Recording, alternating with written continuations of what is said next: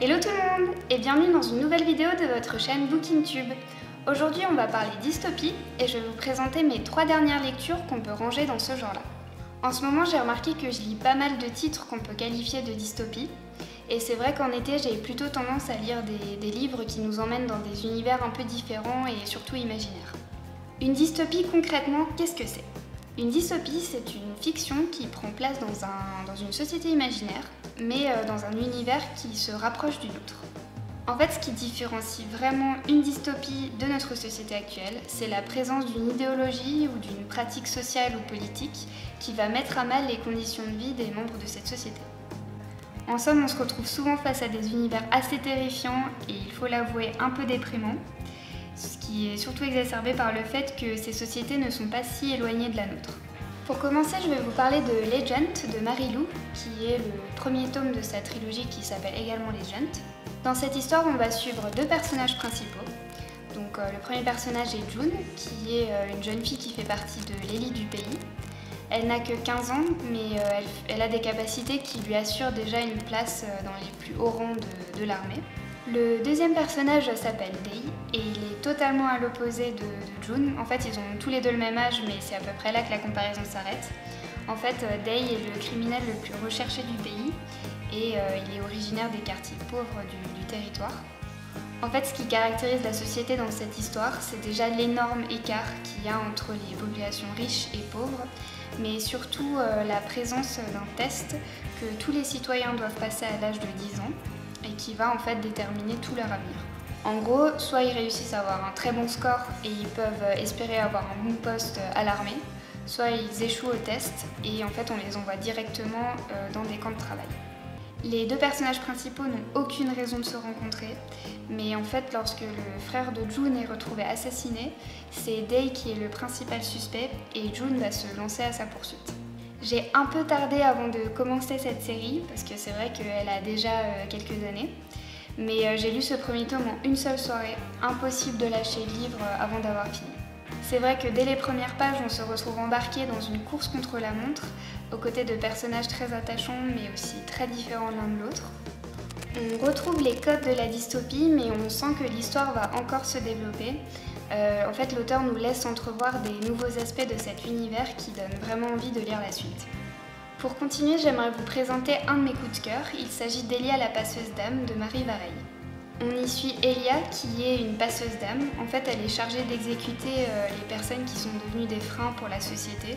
Donc il s'agit surtout de personnes âgées, de malades, mais aussi d'opposants au régime. Dans cette histoire, la société est divisée en 3 castes. Les élites qui habitent dans les quartiers les plus luxueux et qui constituent le gouvernement, les commerçants et les serviteurs qui sont traités comme de véritables esclaves.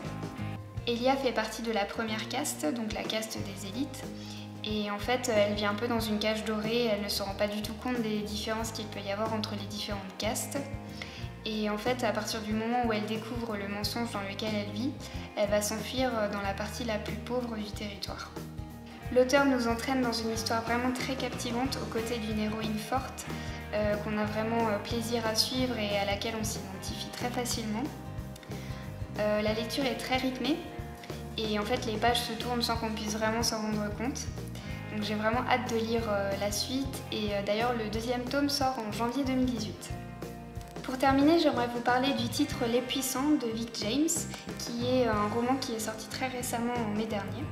L'histoire se déroule dans une version alternative de l'Angleterre, dans laquelle chaque citoyen doit donner 10 ans de sa vie en esclavage.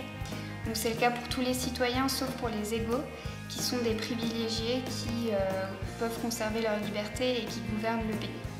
On va y suivre Abby, une jeune femme de 18 ans, ainsi que son frère Luc, au moment où ils s'apprêtent en fait à vivre leurs années d'esclavage aux côtés de leurs parents et de leurs petites sœurs. En fait, toute la famille va se retrouver au service d'une des familles les plus puissantes de l'Angleterre, sauf pour Luc, qui lui se retrouve exilé dans une ville industrielle, une sorte de camp de travail. Ce qui distingue un peu ce roman des 2 autres que je vous ai présentés, c'est le fait que ce titre a un côté un peu plus fantasy. En fait, les égaux ont pour la plupart des pouvoirs surnaturels et c'est ce qui leur permet en fait d'être en haut de la hiérarchie. Dans ce roman, l'auteur nous offre une palette très variée de personnages. En fait, on va avoir le côté un peu plus aristocratique dans lequel va évoluer Abby, avec des personnages très fascinants et des intrigues qui peuvent faire penser à des intrigues de cour. Et on va avoir le côté un peu plus rebelle, dans lequel va évoluer Luke, avec des personnages très fascinants et dans une rébellion en fait qui va s'installer tout doucement. L'histoire a un rythme de narration alterné.